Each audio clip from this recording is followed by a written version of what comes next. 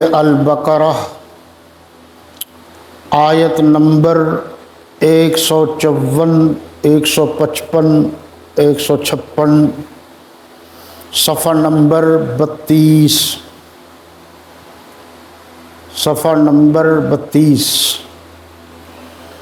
الحمدللہ وکفی وسلام علی عبادہ الذین اصطفی،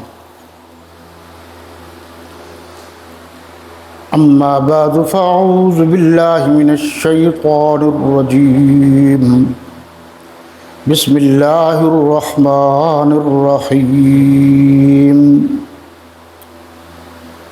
یا ایہا الذین آمنوا استعینوا بالصبر والصلاۃ ان اللہ مع الصابرین۔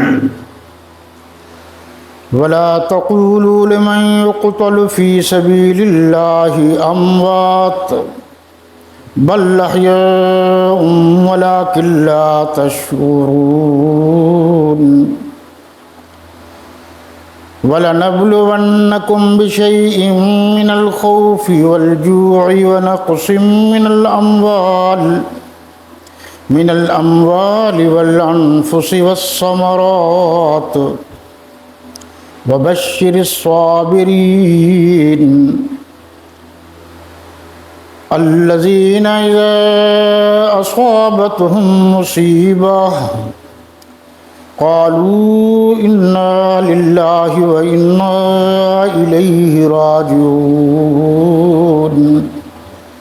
صدق اللہ مولانا العظیم۔ لفظی ترجمہ: یا ایو اے الذین وہ لوگ، آمنو جو ایمان لائے ہیں، استعینوا مدد طلب کرو، بے ساتھ صبر والصلاۃ اور نماز، ان اللہ بے شک اللہ مع ساتھ صابرین صبر کرنے والوں۔ اور لا نہیں، تقولو تم کہو، لے کے لیے، من اس شخص کے لیے، یقتلو جو قتل کیا گیا ہے، فی میں سبیل راستہ اللہ اموات مردہ، یہ جمع ہے مردے نہ کہو، بلکہ احیاء زندہ ہے، اور لیکن لا تشعرون، لیکن تم نہیں شعور رکھتے، لا تشعرون ولیکن گویا تم شعور نہیں رکھتے۔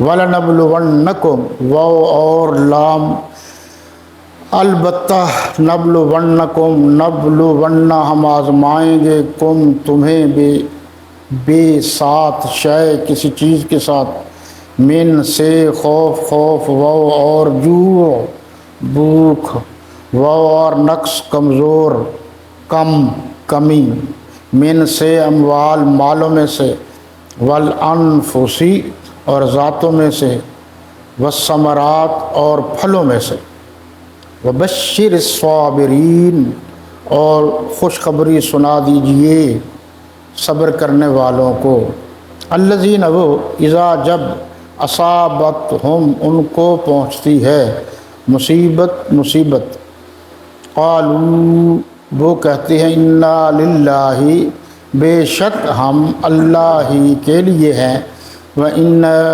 الیہ اور بے شک ہم اسی کی طرف، راجعون لوٹنے والے ہیں۔ اب دیکھیے جی، با محاورہ اور سلیس ترجمہ جو آپ کے سامنے لکھا ہوا نظر آ رہا ہے۔ اے ایمان والو، صبر اور نماز سے مدد لیا کرو، بے شک اللہ صبر کرنے والوں کے ساتھ ہے۔ اور جو لوگ اللہ کی راہ میں یعنی راستے میں مارے جائیں، ان کی نسبت یہ نہ کہنا کہ وہ مرے ہوئے ہیں، وہ مردہ نہیں بلکہ زندہ ہے، لیکن تم نہیں جانتے۔ اور ہم یعنی وَلَنَبْلُوَنَّكُمْ، اور ہم کسی قدر خوف اور بھوک اور مال اور جانوں اور میوے کے نقصان سے تمہاری آزمائش کریں گے۔ تو صبر کرنے والوں کو اللہ تعالیٰ کی خوشنودی کی بشارت سنا دو، بشارت خوشخبری سنا دو۔ ان لوگوں پر جب کوئی مصیبت واقع ہوتی ہے تو کہتے ہیں کہ ہم اللہ ہی کا مال ہیں اور اسی کی طرف لوٹ کر جانے والے ہیں۔ آج اصل میں ہمارا یہ جو پروگرام ہے جگر گوشہ بطول سوار دوش رسول راکب رسول سبط رسول شہید کربلا سیدنا و مولانا حضرت حسین رضی اللہ تعالی عنہ کے فضائل و مناقب اور مختصراً ان کی شہادت کے بارے میں ہے۔ پہلی بات ہم نے یہ دیکھنی ہے کہ قرآن نے شہدائے اسلام کے بارے میں کیا کہا ہے۔ اس کے بعد ہم احادیث سے حضرت حسین ابن علی رضی اللہ تعالی عنہما کی فضیلت، ان کی منقبت، ان کی محبت، ان کی مودت، ان کے فضائل، مناقب، خصائل، عادات، یہ سب کچھ بیان کرنے کی کوشش کریں گے۔ سب سے پہلے